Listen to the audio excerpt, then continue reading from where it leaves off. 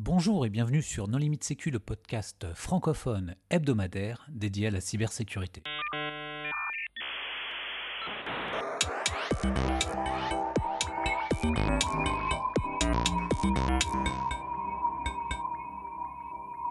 Alors aujourd'hui, nous allons parler du langage de programmation Rust avec Geoffroy Coupry.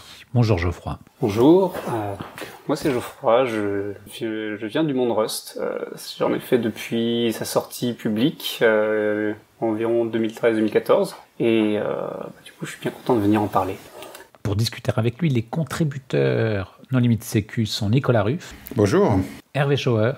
Bonjour. Et Paul Amar. Et bonjour. Alors, Geoffroy, quelles sont les problématiques de sécurité qu'on rencontre de façon traditionnelle avec les langages classiques et qu'on va adresser avec Rust? Alors, d'un point de vue purement sécu et vraiment s'adressant à la mémoire, ce que Rust vise, c'est les problèmes sur les buffer overflow, les use after free et les data race. Donc c'est des problèmes qu'on a beaucoup rencontrés en C, donc le buffer overflow, le grand classique des failles des années 90 et qu'on retrouve encore assez récemment dans certains softs. Alors, tu peux rappeler ce qu'est un buffer overflow? Oui. Donc le buffer overflow étant quand le programme va écrire au-delà de la mémoire qui est allouée par exemple pour une chaîne de caractères et écrit dans d'autres bouts de mémoire qui ne devraient pas. Et si par là, par exemple, on se met à réécrire par-dessus une adresse, un pointeur quelconque, et qu'on peut écrire ce qu'on veut dedans, tout d'un coup, il peut se passer des effets très rigolos dans le programme, comme l'envoyer faire exécuter du code là où on veut. Donc par exemple, c'est quelque chose. Donc par exemple, on attend une chaîne de caractères de 32 caractères, et puis l'utilisateur envoie 1024 caractères. Et voilà, et tout d'un coup, on se retrouve à réécrire une adresse de retour qui pointe vers du code exécutable et on fait réécrire ça vers ce qu'on veut. Et énormément des failles qu'on a depuis les années 90 sont basées sur cette idée de pouvoir écrire à un endroit où on n'a pas le droit. Et donc Rust partait d'un certain nombre d'idées sur la gestion mémoire en se disant mais pourquoi est-ce que on s'embête à gérer la mémoire à la main et on fait des erreurs comme ça à chaque fois alors qu'on pourrait laisser le compilateur prendre des décisions. Et donc à quel point on peut pousser l'idée, c'est-à-dire qu'on avait les langages à garbage collection, donc c'est-à-dire que on ne gère pas la mémoire soi-même, et on alloue dans tous les sens, et à un moment il y a un programme qui va passer sur la mémoire et effacer ce qui n'est plus utilisé. Mais est-ce que on pouvait pas avoir un compilateur qui fait comme on faisait en C, c'est-à-dire que tiens là on va allouer de la mémoire avec un malloc, et là quand on n'a plus besoin on a free. On va libérer la mémoire, et ben pourquoi on n'aurait pas le compilateur qui décide exactement quand on libère la mémoire et qui s'arrange pour noter tous les cas et ne pas en oublier un seul. Et ben, il apparaît que c'est possible, que le compilateur a un petit peu plus de travail à faire que dans un compilateur C, mais qu'on arrive à faire des programmes viables et que tout d'un coup ça ouvre plein d'usages parce qu'on a beaucoup moins de problèmes dans la manière de coder. Mais alors quand tu dis tu peux préciser quelles sont les origines de Rust? Qui a eu cette idée au départ? Parce que des langages un peu safe, il y en a eu avant. Je pense à Ada qui était très utilisé pour la programmation de satellites par exemple. Oui, bien sûr, et qui est encore très utilisé d'ailleurs. Rust, c'était à la base un projet, un hobby de Graydon Hoare, qui était un développeur chez Mozilla, et qui a travaillé là-dessus pendant des années, qui testait des nouvelles idées sur les compilateurs, et notamment, je crois, c'était l'utilisation de type affine. Faut pas me demander ce que c'est, je saurais pas l'expliquer. Mais qui se servait de ces théories-là pour voir comment il pouvait traquer les allocations mémoire d'un bout à l'autre d'un programme. Et en présentant ça aux gens de Mozilla, a réussi à obtenir des financements, une équipe et des gens pour travailler dessus. Et l'une des idées sous-jacentes du langage, c'était de servir de base pour un nouveau moteur HTML qui s'appelait Servo, dont le but était l'intégration à terme dans Firefox. Donc ils ont travaillé là-dessus pendant quelques années, ils ont fini par publier, donc c'était aux alentours de 2013 qu'ils étaient en train de travailler là-dessus. Et petit à petit, des gens comme moi se sont jetés sur le langage en se disant mais c'est super intéressant, faut absolument qu'on fasse ça. C'est-à-dire que moi à l'époque, je faisais encore beaucoup de C et de C++ et je commençais à voir les limites de mes capacités. J'adorais ça, mais j'étais quand même pas très bon à éviter les failles. Et je cherchais vraiment quelque chose qui me permettait de coder plus bas niveau, mais en étant un peu plus sûr de ce que je mets en prod. Et en fait, ce langage, il était pas encore prêt, il y avait encore plein de trucs qui étaient mal fichus, mais il y avait vraiment une promesse, quelque chose d'intéressant et qui valait le coup de tester. Et donc depuis ces années-là, en fait, ça s'est énormément développé. Et tes premiers pas, justement, en fait, Geoffroy, avec Rust, comment ça s'est passé parce que souvent, on peut voir des personnes qui se disent, bah mince, je me suis fait crier dessus par le compilateur, jusqu'à ce que finalement ça compile. Quels sont tes premiers pas, typiquement, avec Rust?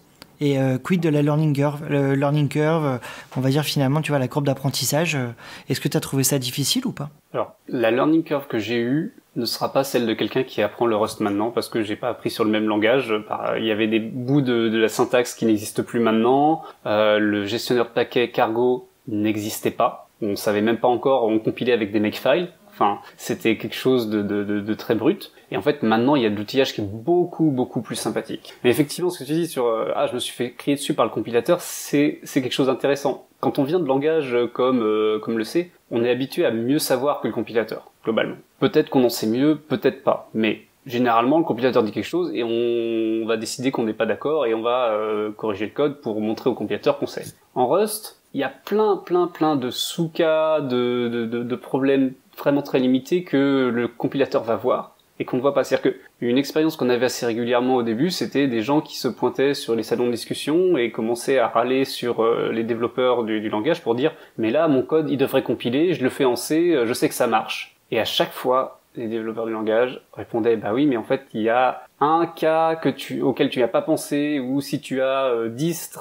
threads en même temps qui s'exécutent et tu fais ça à tel endroit, et ben tout d'un coup, ça va écrire de la donnée pas comme tu veux. » Et à chaque fois, c'était des cas très alambiqués que le compilateur était capable très rapidement de repérer, mais qu'un développeur ne verra pas forcément. Et ce qui ressort de l'expérience, en fait, d'avoir ce compilateur qui va chercher toutes les erreurs, c'est que tout d'un coup, pourquoi je m'embêterais à essayer d'être plus malin que le compilateur, à essayer de savoir avant lui ce que je dois écrire? On peut plutôt se reposer dessus et se dire je vais écrire du code qui ressemble globalement à ce que je veux faire, et je vais laisser le compilateur me pointer tous les endroits où il y a des erreurs, toutes les choses qui ne vont pas, toutes les choses que je dois corriger. Et en fait, ça libère l'esprit pour se concentrer sur le code plus métier, qui est plus intéressant, plus important, et toutes les parties vraiment où je pensais apporter de la valeur avant parce que j'avais mes connaissances de développeur C, finalement j'ai un outil maintenant qui me les fait et qui me les fait bien. Donc j'ai gagné en productivité en fait. Ok, alors avant de continuer à évoquer les particularités de Rust, tu parlais de deux autres problématiques que Rust peut adresser. Quelles sont-elles? Et donc sur les use after free, Rust a introduit des mécanismes de gestion mémoire comme le borrowing, donc savoir qui a une référence vers la donnée, à quel moment, est-ce que cette référence est mutable ou immutable, et qui, par exemple, les mécanismes de move, qui permettent de dire, tiens, la donnée, elle est passée de telle à telle variable, maintenant telle autre variable ne peut plus l'utiliser. Le compilateur a plein d'astuces comme ça pour savoir à tout moment qui a accès à la donnée.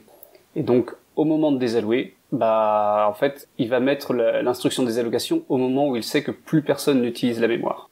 Et donc là, juste pour bien comprendre, Geoffroy, c'est vraiment au moment de la compilation ou c'est au moment du runtime où là, typiquement, notre programme, il peut crasher? C'est purement à la compilation. En fait, le langage sait insérer les instructions des allocations exactement au bon endroit. Alors, on peut avoir des mécanismes au runtime, par exemple si on fait du reference counting, c'est-à-dire qu'on a une espèce de boîte dans laquelle on met notre donnée et à chaque fois qu'on la clone, qu'on donne accès à quelqu'un d'autre, on a un petit entier qu'on incrémente pour dire tiens, il y a une personne de plus qui l'utilise. Et quand ça retourne à 0, là on désalloue. Ça c'est des mécanismes qu'on a dans tous les langages. Mais sans utiliser ça, on va avoir le compilateur qui va aller insérer exactement partout les instructions des allocations au bon endroit. Et on a des mécaniques qui sont hyper intéressantes qui apparaissent à partir de là. C'est-à-dire, par exemple, si on prend une référence vers un bout de données, une référence immutable, déjà en fait le compilateur va garantir que on peut passer cette référence à plein de threads différents, parce que tant que la donnée est récupérée de manière immutable comme ça,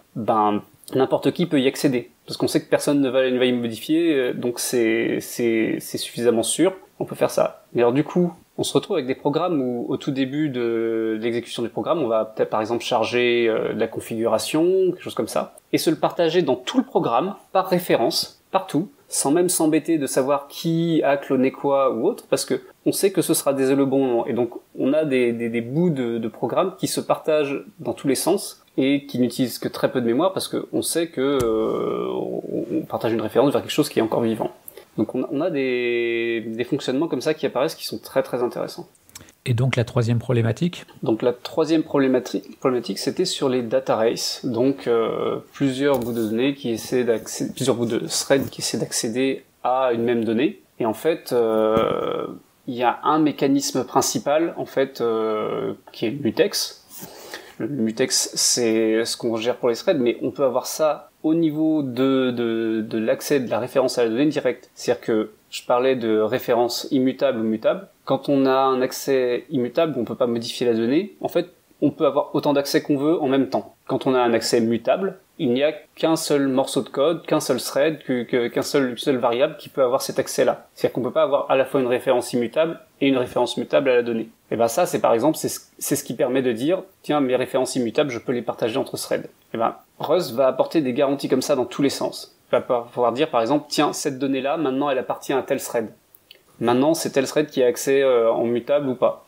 Et en fait, tout ça, on a toujours des mutex, des sémaphores et autres, comme dans tous les autres langages. Mais dans plein de cas, en fait, on va même pas se poser la question de qui a accès à quoi, parce qu'on peut juste passer de la donnée d'un thread à l'autre sans se poser de question de, par exemple, qui va désallouer. Ah, c'est pas compliqué, c'est celui qui possède la donnée qui va le désallouer. Sauf que tant qu'il y a des gens qui ont des threads qui ont une référence dessus, on peut pas désallouer. Et tout ça, c'est le compilateur qui va le garantir.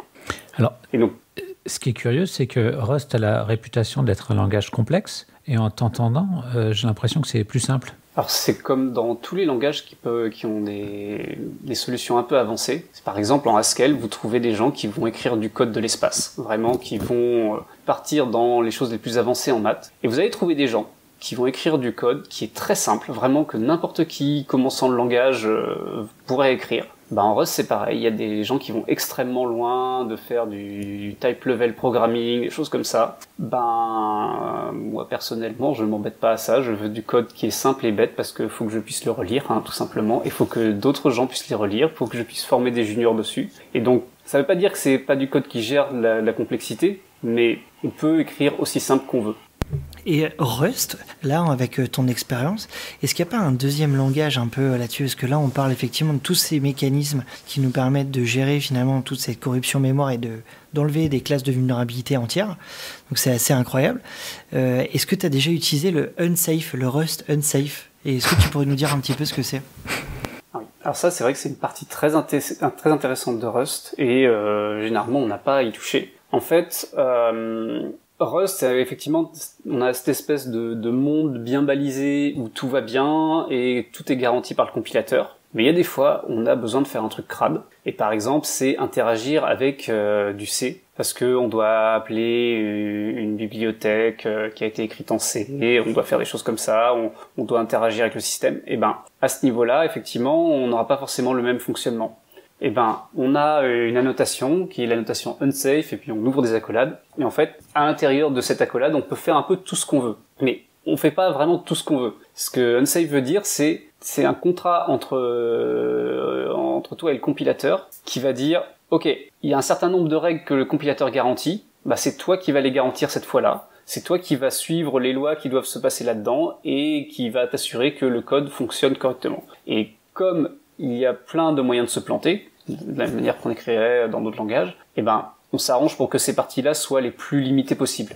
Mais effectivement, il y aura toujours des endroits où on doit interagir un peu avec d'autres choses, et c'est obligé. Donc, on s'arrange pour faire une couche qui est très très facile à repérer, très facile à auditer. C'est-à-dire que si je prends un nouveau programme et que je cherche des unsafe, je vais trouver directement tous les endroits où on fait ça, et je sais que c'est cela que je vais avoir à auditer directement. Le reste, si la partie unsafe a été validée, le reste du code devrait être correct. Donc c'est quelque chose de très puissant. Il n'y a pas que unsafe, il y a aussi des initiatives pour faire de l'interop avec des librairies en C et en C++, parce qu'il y a plein de choses comme libjpeg et autres, où on est obligé d'utiliser le code écrit, la librairie écrite en C pour pouvoir décoder, parce qu'elle contient tous les quirks, tous les des fonctionnements non documentés qui seront difficiles à réimplémenter dans une autre librairie, par exemple. Donc la partie interop avec C++ est quand même importante. C'est ça, et elle est faite à grand coup d'unsafe, justement. ça va pas un peu plus loin que ça? Il n'y a pas des tentatives de standardisation, justement, un peu comme Swig avec Python, des choses comme ça? Alors oui, effectivement, il y a des bibliothèques qui permettent, déjà pour un bout de code en Rust, d'exposer une interface utilisable par le C, parce qu'il y a aussi dans ce sens-là. C'est très facile en fait de prendre du Rust et de faire une API qui ressemble à du C et qui peut être qu'on peut lier dans un programme en C ou dans d'autres langages. Et effectivement, il y a par exemple de l'interop avec C++, où on vise un moyen pour que les deux langages puissent communiquer facilement. Il y a ça pour du Python, il y a ça pour du Ruby, du Java. Et à chaque fois, c'est effectivement toute la couche qu'on ferait, que ces langages feraient avec du C. On réutilise ça côté Rust et on fait une interface qui permet de passer par exemple du Ruby au Rust sans voir de C au milieu, sans voir la partie unsafe, parce qu'on sait faire les traductions de l'un à l'autre. Parce que j'avais un peu une expérience avec Crubit, qui est une des tentatives, des propositions actuelles pour faire ça, quoi. Aujourd'hui, d'ailleurs, au niveau de l'écosystème, ça se présente comment? C'est-à-dire que si je veux faire, je sais pas, du HTTP2, du gRPC, etc., est-ce que toutes les librairies majeures sont disponibles en Rust? Alors, il manquera encore des choses pendant quelques temps, mais maintenant on a de quoi être productif dans beaucoup de domaines. Et par exemple, sur le HTTP, on a les bibliothèques Hyper qui permet de faire du HTTP, HTTP2, et je crois qu'il y a une partie support HTTP3 aussi. On a du gRPC avec Tonic, du coup on a du protobuf avec Prost. On a accès à beaucoup de choses sur tout ce qui est développement back-end. Après, dépendant des domaines, on n'a pas accès à tout. Par exemple, dans le jeu vidéo, il y a un certain nombre de frameworks de développement de jeux, mais on n'a pas forcément toutes les bibliothèques qu'on veut. En IA, c'est encore un petit peu limité. Ça va dépendre vraiment de ce qu'on veut faire. En développement front-end, ça existe. Par exemple, on peut faire un front-end en WebAssembly avec Vue. C'est très sympa, mais c'est pas les développeurs front-end vont pas forcément en faire non plus. Donc il y a de tout, mais régulièrement en fait on tombe dans des trous, des choses qui sont pas encore faites. Donc il y a encore la place pour les développeurs open source un peu ambitieux de se faire leur trou, quoi. Et en termes de performance, ça se situe où, Rust, comparé à d'autres langages que tu as pu tester? Alors il y a une espèce de mème sur Rust, sur le blazingly fast qu'on voit dans tous les nouveaux projets qui disent c'est beaucoup plus rapide que tel autre. C'est qu'en fait on arrive à avoir une performance qui ressemble à celle du C sans trop se fatiguer. Donc c'est bien, c'est facile. Et on peut montrer facilement qu'on aura du code qui est plus rapide que du JavaScript ou du Python. Mais à un moment, effectivement, quelqu'un qui optimisera beaucoup plus dans tel ou tel langage pourrait avoir des performances qui ressemblent à celles du Rust. Mais l'effort à fournir pour optimiser du Rust est, je trouve, beaucoup moins important. C'est que, par exemple, si je veux faire des bricoles pour faire le moins d'allocation possible et partager le plus de mémoire possible entre différents threads, en C, je sais que je galérerais bien à faire ça, à bien optimiser ça en rendant ça safe. En Rust, je vais essayer, je vais voir si le compilateur me laisse faire. S'il me laisse pas faire, tant pis. S'il me laisse faire, peut-être que j'ai obtenu une optimisation gratuitement, là. Et sur, on va dire vraiment toute la partie usabilité, etc. Tout à l'heure, Nicolas te demandait les packages standards. On est sur un langage qui est cross-platform, c'est-à-dire tu peux compiler et derrière tu peux le runner sur n'importe quelle plateforme. Ça marche comment un petit peu l'expérience développeur? Alors on passe en fait beaucoup par Cargo, qui est le gestionnaire de paquets de Rust. Donc en fait Cargo est capable de créer tout un projet, de gérer le téléchargement de dépendances. Donc on a notamment le site crates.io qui contient la liste des paquets publiés par quasiment tout le monde. Donc Cargo va gérer ça, Cargo va gérer la compilation en appelant le compilateur rustc derrière et permet de publier sur crates.io, de créer des binaires. Derrière, on peut avoir plusieurs environnements Rust. Donc on a RustUp qui est un outil qui permet de décider, tiens, je veux la version Rust stable, je veux la version nightly, donc vraiment celle qui est encore purement en développement. Je peux télécharger une version d'il y a 1 ou 2 ans si je veux exactement. Par exemple, j'ai des projets où je garde une vieille version de Rust parce que je veux m'assurer que le projet compile toujours sur cette version-là. Donc on peut faire ça et on peut faire effectivement de la cross-compilation. Donc tout ça, c'est basé en fait en dessous sur LLVM, parce que Rust emploie énormément LLVM et il y a eu beaucoup de travail entre les deux projets pour s'assurer que ça tourne bien. Et du coup, les plateformes supportées par LLVM, la plupart vont fonctionner en Rust. Alors, il y aura toujours pour certains CPU, le support sera pas forcément parfait, mais la plupart des plateformes connues, que ce soit les Intel, AMD, ARM, PowerPC, etc., ça va généralement être plutôt bien supporté. Alors si on veut faire un petit peu d'embarqué, généralement ça se passe bien, mais des fois on aura peut-être besoin de créer la couche d'abstraction avec le hardware. Au niveau supply chain attack, là tu parles de Cargo, Crates.io, etc. Mais aujourd'hui vous avez des Bitcoin miners dans les packages où il y a des typos, enfin comment c'est géré? Alors on se repose beaucoup sur le projet RustSec en fait, qui recense toutes les vulnérabilités qu'on peut trouver dans des projets Rust publiés. Et derrière, on a des outils comme Cargo9 qui vont permettre de dire mais attention, là tu peux pas compiler ton projet là parce que tu utilises telle dépendance qui a une faille et donc il faut la mettre à jour avant de republier. Donc ça, c'est un truc sur lequel beaucoup de gens se reposent, et notamment, derrière, on voit des outils de SBOM qui se reposent sur le cargo.log, donc cargo.log, c'est ce qui retient la liste entière de toutes les dépendances d'un projet avec un hash de chaque dépendance, etc., pour vraiment être sûr que c'est celle qu'on veut. Derrière, on a plein d'outils qui vont consommer ça et pouvoir s'assurer que, mais lesquels de mes programmes Rust nécessitent une update maintenant? Ça, du coup, dans ta CI/CD, c'est-à-dire tu peux arriver à intégrer un stage pour te dire, tu me fais mes validations, tu scannes justement toutes les libs que j'utilise et tu fails le build s'il y a une librairie qui contient une vulnérabilité critique, par exemple?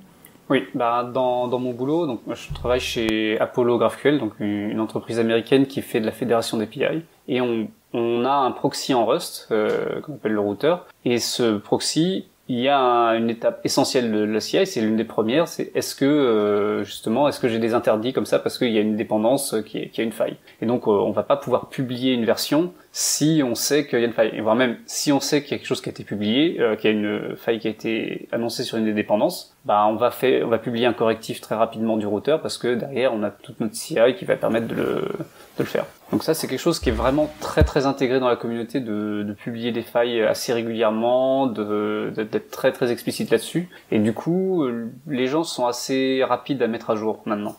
Et donc là, si on fait juste un petit deep dive là sur les vulnérabilités, vu que finalement Rust a quand même balayé du revers de la main, on va dire toutes les classes de vulnérabilité autour de la corruption mémoire, qu'est-ce qu'on trouve, qu'est-ce qui reste finalement comme vulnérabilité type qu'on pourrait trouver avec un langage comme Rust? Alors déjà, on trouve des vulnérabilités qui se retrouvent à l'intersection entre Rust et d'autres programmes. Donc par exemple, je crois qu'on a vu des choses autour de Zip il y a quelques temps. On a des vulnérabilités au niveau métier. Donc par exemple, il y avait un DOS dans la bibliothèque qui fait du HTTP2 parce qu'il y avait un des types de messages qui n'était pas géré correctement. C'est beaucoup de choses qui sont vraiment à très très haut niveau où effectivement à chaque fois que quelqu'un se sera dit mais je peux écrire un bout de unsafe, c'est bon, je suis grand, je vais y arriver, et puis non. La faille bad-bad-bust, je la prononce mal. La faille bad-bad-but, elle touchait tous les langages, y compris Rust. Laquelle? C'est la faille avec les points bat sous Windows. Oui. Ah oui, elle est récente celle-là.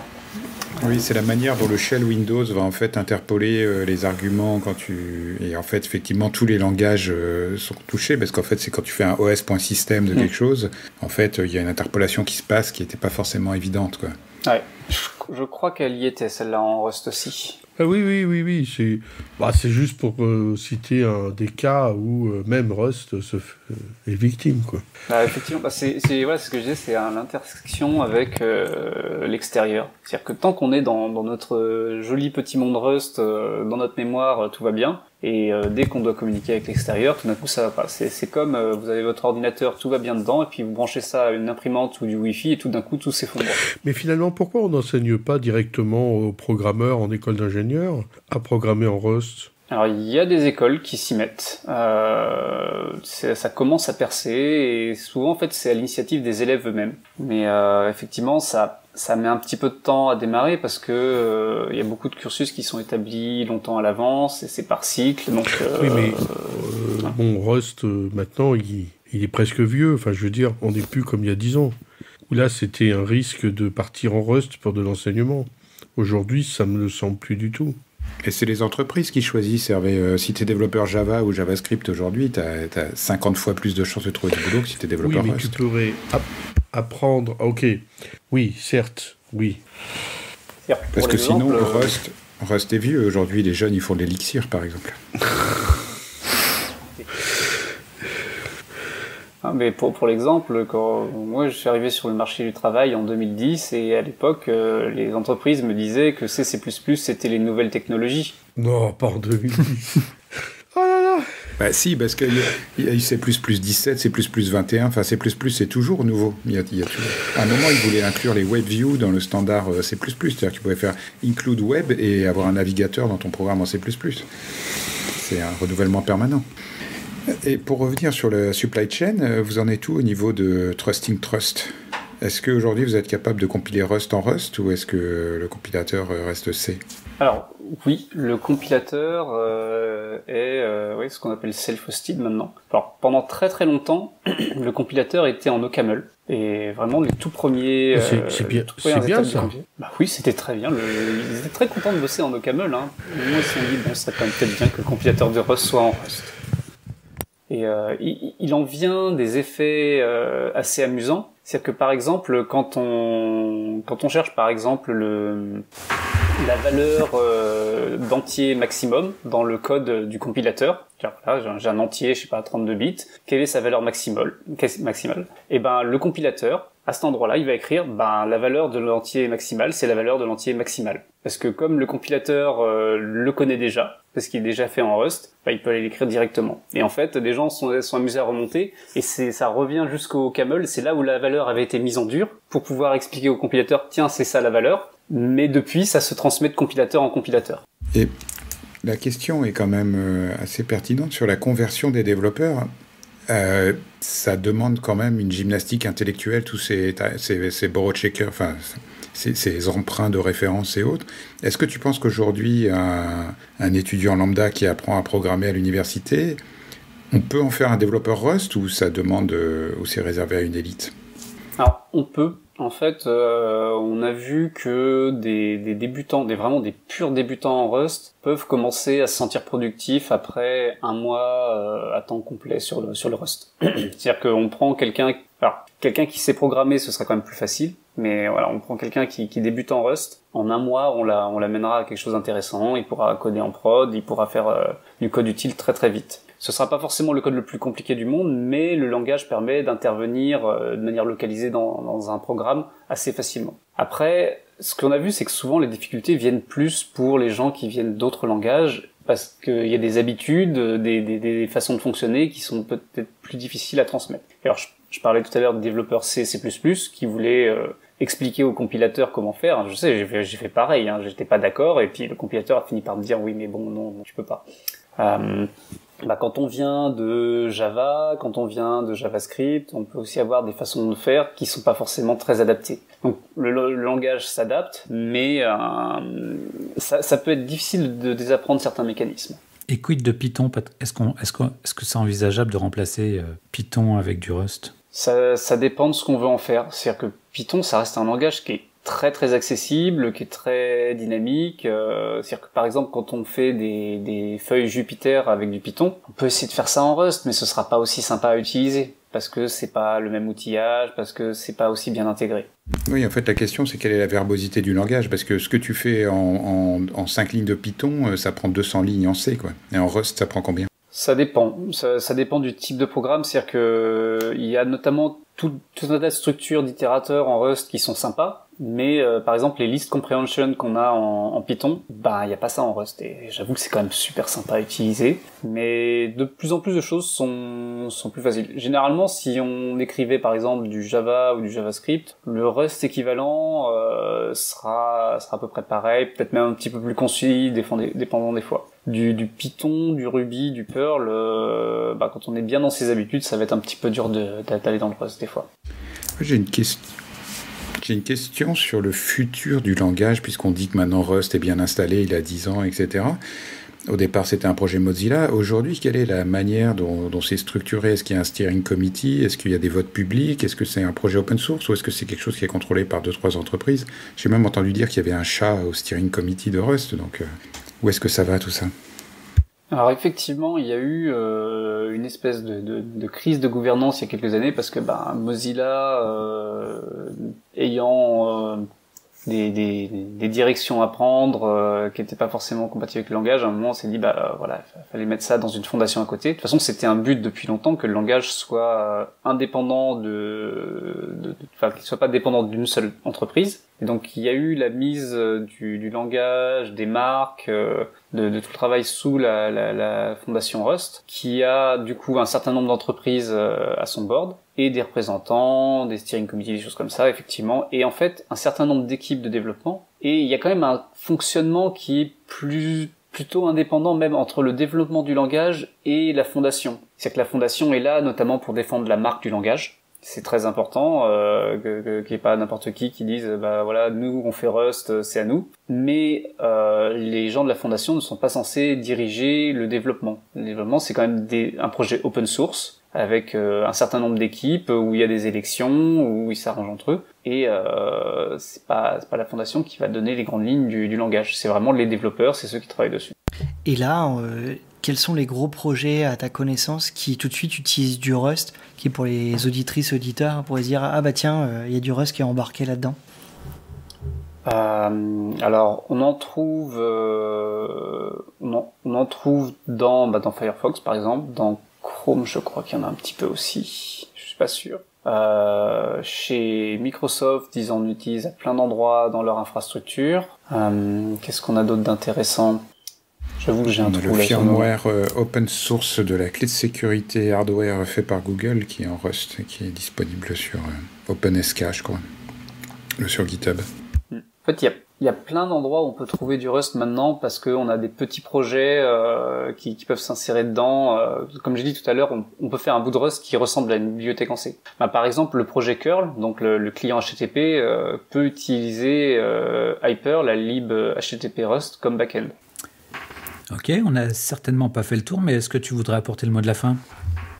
Sur le mot de la fin, Rust, c'est un langage qui pourrait paraître un petit peu vieux maintenant, mais qui est encore en plein développement. C'est-à-dire qu'il y a des nouvelles choses qui sortent très régulièrement, et il y a de nouvelles idées, de nouvelles avancées qui sont intégrées très très régulièrement dans le langage. C'est-à-dire que on a eu plusieurs époques. On a eu effectivement l'époque où j'ai commencé, où c'était n'importe quoi. Puis à partir de 2015, on a eu la 1.0. 2018, c'était vraiment le focus sur la programmation asynchrone. Et depuis, c'est énormément sur l'utilisabilité, rendre les types plus sympas. Et donc en fait, on est à un moment intéressant pour se mettre au Rust parce que toutes les petites difficultés qu'on avait au début se retrouvent gommées petit à petit. Et on a un langage qui petit à petit ouvre plus de possibilités, est plus sympa à utiliser. Donc s'il y a un moment pour s'y mettre, c'est maintenant. Quand c'est sympa, pas il y a 10 ans comme moi, parce que c'était vraiment pas sympa. Voilà. Bon, bien, le message est passé. Geoffroy, merci d'avoir accepté notre invitation. Merci aux contributeurs. Chers auditeurs, nous espérons que cet épisode vous aura intéressé et nous vous donnons rendez-vous la semaine prochaine pour un nouveau podcast. Au revoir. Au revoir. Au revoir.